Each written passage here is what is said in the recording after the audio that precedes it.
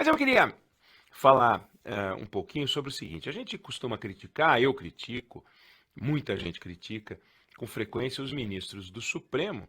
Aqui mesmo a gente já fez várias críticas, a gente pega no pé deles, alguns pegam no pé dos ministros pelas decisões que eles tomam. Eu já fiz isso também e posso voltar a fazer, mas em geral eu concentro as críticas em cima das atitudes questionáveis que eles adotam.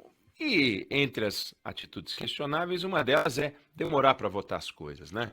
Por exemplo, Ferrogrão, uma obra fundamental para o país, eles ficam demorando para votar e fica a obra travada lá, o Brasil esperando. Não é uma discussão jurídica essa, é uma discussão gerencial. Quer dizer, de que lado a gente está? A gente não está do lado do progresso? Então, por que não votar logo, né? Discutir as decisões dos ministros, se eles vão votar para cá ou para lá, envolve uma certa subjetividade, né? Não é um debate apenas entre o certo e o errado. Você pega, desculpe a tosse, você lembra quando, por exemplo, o Supremo discutiu a prisão em segunda instância? Aí, em função dessa discussão, a gente teve um entendimento de que a segunda instância era válida há um tempo, depois o Supremo entendeu que não deveria ser a prisão autorizada depois da segunda instância, apenas depois do trânsito em julgado. Como é que você vai saber qual é a decisão certa e qual é a decisão errada, né? Eu, pessoalmente, acho razoável a prisão depois da segunda instância. Já teve muito julgamento e já dá para botar a pessoa na cadeia e é o momento, na minha visão, esperar o processo acabar. Muitas vezes, na maioria das vezes, aliás, para não dizer quase sempre, é pura enrolação. Mas como você vai chamar de errado, né, que a prisão aconteça depois do processo acabar? Até porque a prisão é uma medida extremada, se o processo não acabou, alguma coisa pode mudar. Então tem uma dose de subjetividade daí, porque, em geral, eu prefiro criticar as atitudes, os comportamentos questionáveis, os ministros que falam demais, não param, não perdem a oportunidade de ficar quietos e falar só nos autos.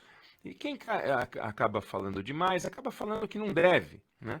Mas hoje eu queria fazer exatamente o contrário, que é elogiar a atitude de ministros do Supremo, em particular de dois ministros do Supremo, pelo que eles disseram, ou seja, e disseram fora dos autos.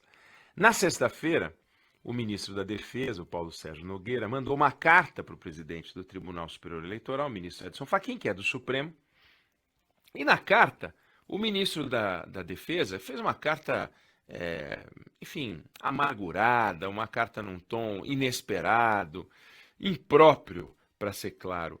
E ele disse que não foi possível fazer uma discussão apropriada sobre as urnas, né?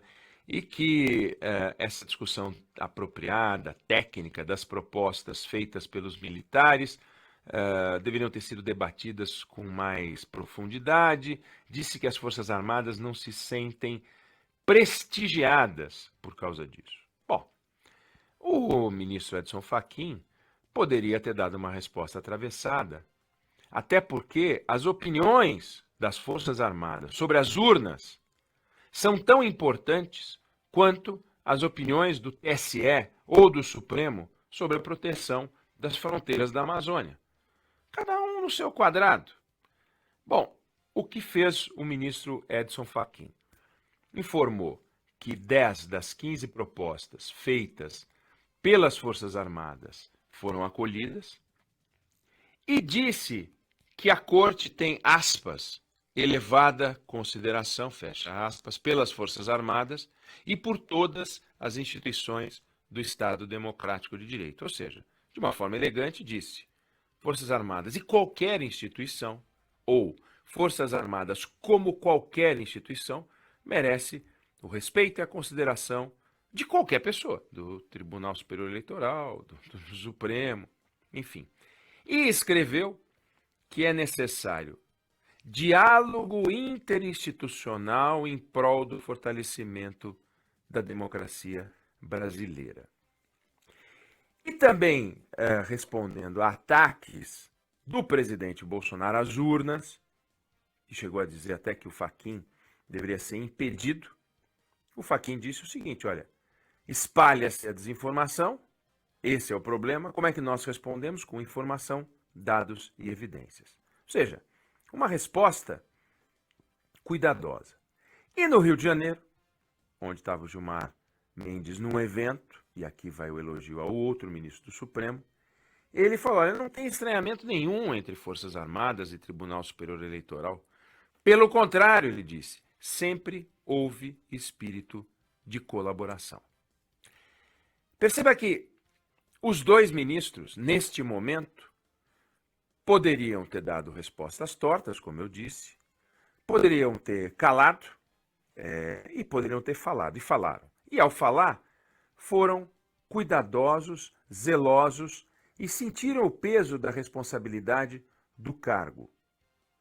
Sentiram a importância de um comportamento de respeito à sociedade brasileira, ao Estado Democrático de Direito, ao processo que se aproxima, à eleição, que é o momento mágico da democracia, a eleição que é ou a confirmação do incumbente, ou a troca de comando do país, mas é sempre a confirmação do poder do eleitor e a submissão do Estado àquele para quem ele trabalha, que é o cidadão. E esse cuidado os dois tiveram, cuidado que não teve o ministro da Defesa nas palavras que escolheu, cuidado que não tem tido o presidente da República nas palavras que escolhe quando se refere ao Supremo ou ao TSE. Mas, em vez de comprar a briga, em vez de colocar a fogueira, que não é de São João, para aquecer, os ministros baixaram a temperatura, e é assim que se faz, né?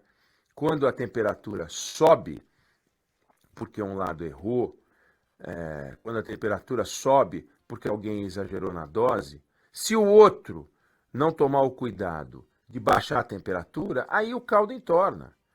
E o caldo não pode entornar, sabe? A democracia brasileira, ela tem que ter força, e as instituições brasileiras têm que mostrar força para superar as desavenças entre as pessoas. As pessoas podem se desentender, as instituições não. As pessoas podem debater, brigar e até cometer erros, mas as instituições não. Quando as pessoas não percebem que representam instituições, muitas vezes passam do limite.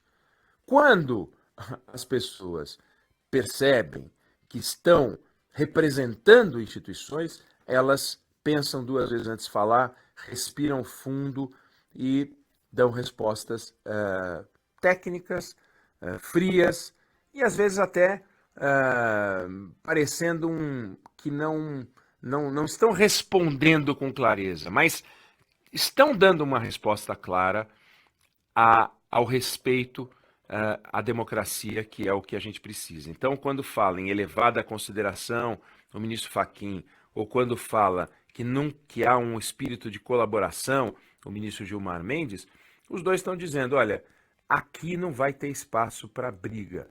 Aqui o que a gente tem é espaço para o debate institucional, o debate de ideias.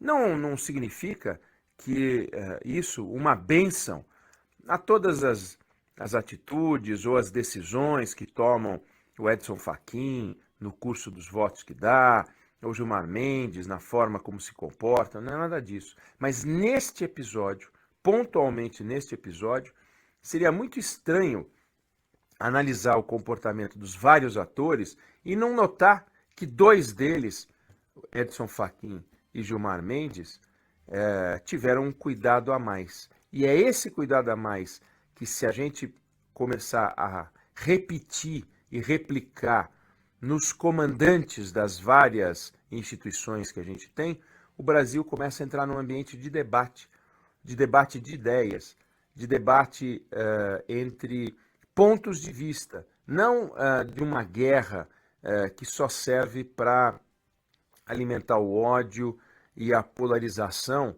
mas não a polarização de ideias, entende? A polarização de pessoas, como se a sua existência fosse algo que me ofendesse. É isso que a gente não pode deixar acontecer. E foi isso que os dois não deixaram acontecer nesse momento delicado em que uma autoridade muito poderosa, o ministro da Defesa do Brasil, resolve fazer uma carta que talvez, se ele relesse hoje, enviasse um texto diferente ou até nem enviasse o texto que mandou. As Forças Armadas passaram a fazer parte das discussões sobre a integridade das urnas, não por imposição, mas por convite do Tribunal Superior Eleitoral, na época presidida pelo Luiz Roberto Barroso, que não, em geral, não adota essa postura que eu estou elogiando. Em geral, ele responde, faz uma ironia e tal, mas foi ele que convidou os militares para fazer parte, as Forças Armadas para fazer parte do debate. E as Forças Armadas deram suas sugestões, mas são sugestões, são sugestões. Acatar sugestões ou não é uma decisão de quem comanda o processo. E o processo está lá, Tribunal Superior Eleitoral, é ele que comanda. As urnas são íntegras, as urnas são seguras, as urnas não são sequer ligadas umas às outras num sistema. Está mais do que provada a integridade do processo no Brasil. No Brasil que elegeu Lula, no Brasil que elegeu Dilma, no Brasil que elegeu Bolsonaro. E que na eleição de 2022 agora vai decidir quem vai ser o novo presidente, quem vão ser os novos governadores, novos senadores, deputados estaduais, deputados federais. Então, ponto para Fachin, ponto para Gilmar e ponto para o Estado Democrático de Direito, ponto para a democracia brasileira.